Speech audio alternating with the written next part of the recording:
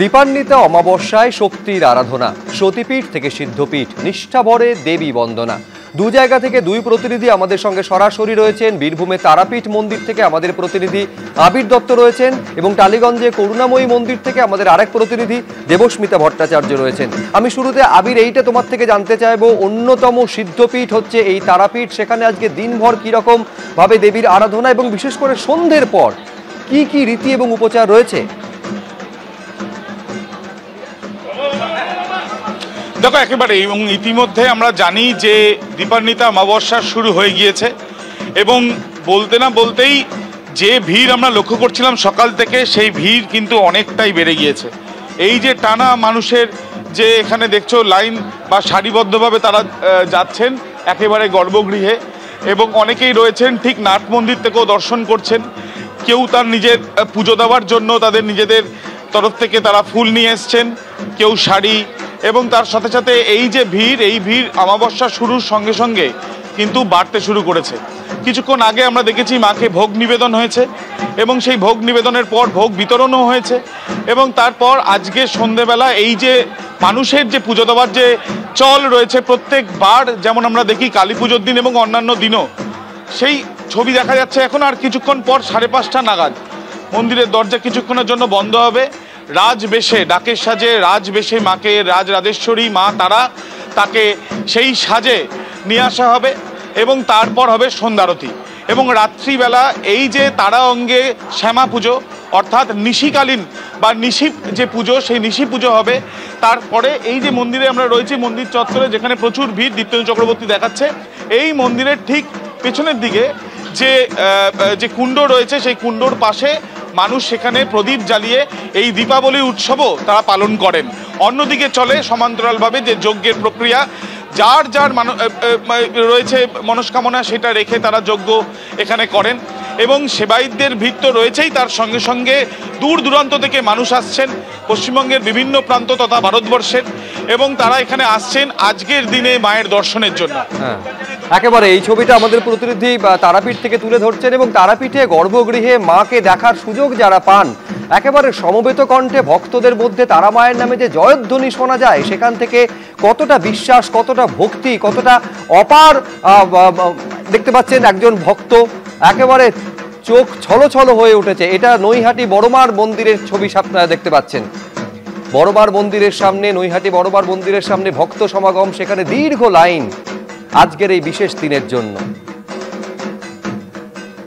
এই ছবি বিভিন্ন শক্তিপীঠ থেকে সিদ্ধপীঠ এবং বিভিন্ন কালী মন্দিরে দেখা যায়। যেমন আমি টালিগঞ্জে এই মুহূর্তে আপনাদের নিয়ে যাব। টালিগঞ্জে করুণাময়ী কালীবাড়ির সামনে থেকে আমাদের প্রতিনিধি দেবস্মিতা ভট্টাচার্য রয়েছেন। এই মুহূর্তের ছবিটা দেবস্মিতা আপনাদের জন্য তুলে ধরবেন।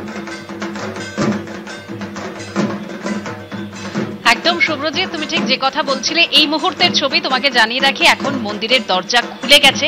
তোমাকে মায়ের ছবিটা প্রথমেই দর্শন করাবো, সত্যি দেখলে মন ভরে যায়। তবে শুভ্রজিৎ, আর কিছুক্ষণের মধ্যে মাকে রাজবেশে সাজানো হবে। যেরকম আবির আমাদের বলছিল যে মা তারাকে রাজবেশে সাজানো হবে, সেখানে সেরকমই এখানে মা করুণাময়ীকে আর একটু পরেই রাজবেশে সাজিয়ে তোলা হবে। তার আগে তোমার সঙ্গে যখন একটু আগে কথা বলছিলাম, তখন ভক্তদের যে লাইনটা ছিল সেখান থেকে লাইন এখন অনেকটা দূরে চলে গেছে। সেই লাইনটা আমি একবার তোমাকে দেখানোর চেষ্টা করব কতটা দূর পর্যন্ত সেই লাইন পৌঁছে গেছে। তবে শুভ্রজিৎ, এই লাইন প্রায় প্রতিদিনই দেখা যায়। আরো একটা কথা তোমাকে জানিয়ে রাখি, এই যে তুমি ভক্তদের লাইন দেখতে পাচ্ছ, এটা যে ধীরে ধীরে আরো বাড়বে তা তো বলার অপেক্ষা রাখে না। তবে পর্যাপ্ত সেখানে কিন্তু নিরাপত্তার ব্যবস্থাও করা হয়েছে। 266 বছর ধরে মা করুণাময়ী নিত্য পূজিতা। টালিগঞ্জে আদি গঙ্গার তীরে অবস্থিত এই মন্দিরের সঙ্গে ইতিহাস তো জড়িয়েই রয়েছে শুভ্রজিৎ। তবে একটা কথা বলে রাখি, 265 বছর আগে এই তিথিতেই এই মন্দির প্রতিষ্ঠিত হয়েছিল। শুধু তাই নয়, অমাবস্যার পুজো আজকে রয়েছে এবং তার পাশাপাশি অবশ্যই প্রতিষ্ঠা বার্ষিকী তো বটেই। এই মুহূর্তে মায়ের মন্দির খুলে গিয়েছে, তুমি সেই ছবি দেখতে পাচ্ছ। আর কিছুক্ষণের মধ্যেই রাজবেশে সেজে উঠবেন মা করুণাময়ী। একেবারে এই মুহূর্তে আপনাদের সামনে একদিকে তারাপীঠ এবং করুণাময়ী কালীবাড়ি, নৈহাটি বড়মা, তিন জায়গার ছবি আপনাদের সামনে তুলে ধরছি।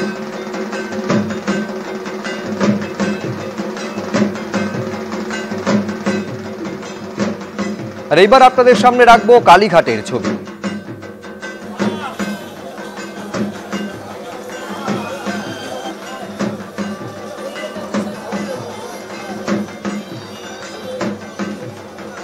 আজকের এই বিশেষ দিনে বুঝতে পারছেন কালীঘাটেও সকাল থেকে ভক্ত সমাগম, প্রচুর মানুষ সকাল থেকে, প্রচুর পুণ্যার্থী মায়ের আশীর্বাদে পাওয়ার লক্ষ্যে ভক্তি ভরে পুজো দিতে এসেছেন এবং সন্ধ্যের পর এই ভিড় আরো বাড়বে। আর এবার আপনাদের নিয়ে যাব গুয়াহাটির কামাখ্যা মন্দিরে, অন্যতম শক্তিপীঠ এই কামাখ্যা মন্দির।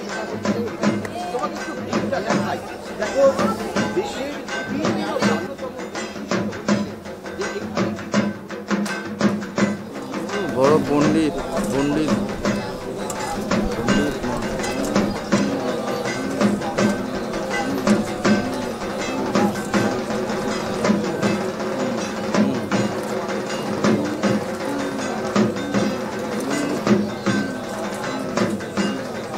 আমি আবারও সরাসরি চলে যাব তারাপীঠে। আমাদের প্রতিনিধি আবির দত্ত রয়েছেন। নিঃসন্দেহে আজকের এই বিশেষ দিনের জন্য আবির, আজকে কালী পুজোর দিনের জন্য মা তারার যখন পুজো হয় তার যে ভোগ রান্না হয়, মায়ের সেই আশীর্বাদী ভোগের জন্য অনেকে দীর্ঘক্ষণ অপেক্ষা করে থাকেন। তো সেই ভোগের উপকরণের মধ্যে কি কি থাকে, কোন কোন ব্যঞ্জন থাকে এবং কিভাবে সেই ভোগ লাভের সৌভাগ্য ভক্তরা পেয়ে থাকেন?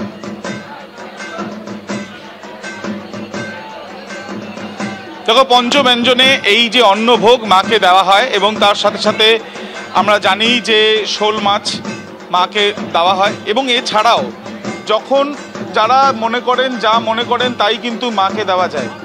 এবং ইতিমধ্যে তুমি জানো যে আজকে এই যে বিশেষ দিনে, সেই বিশেষ দিনে মাকে ভোগের জন্য বিশেষ ভোগও দেওয়া হয় এবং সেখানে আজকে কিছুক্ষণ আগে সেটা হয়েওছে এবং তারপর ভোগ নিবেদন করার পর ভোগ তুমি একবার সরাসরি দেখাচ্ছি যে সরাসরি গর্ভগৃহের ছবি, কত মানুষ তারা শুধুমাত্র মায়ের দর্শন, মাকে একবার দর্শন করার জন্য তারা এসে পৌঁছেছেন এবং তার সঙ্গে সঙ্গে নীলকণ্ঠ, জবার মালায় এবং বেনারসি দিয়ে অনেকেই তাদের মনস্কামনা পূরণ করছেন। একেবারে তারাপীঠ মন্দিরের সরাসরি গর্ভগৃহ থেকে দেখা যাচ্ছে ছোট শিশু থেকে আরম্ভ করে বৃদ্ধ বৃদ্ধা, মা তারা মানে আবেগ এবং সেই আবেগেই আজকের দিনে একবারের জন্য মা তারার দর্শন এবং সেই দর্শনের জন্য দূর দূরান্ত থেকে মানুষ তো আসেনি এবং তাদের যে মনস্কামনা, সেই মনস্কামনা যাদের পূরণ হয়েছে তারাও আসেন,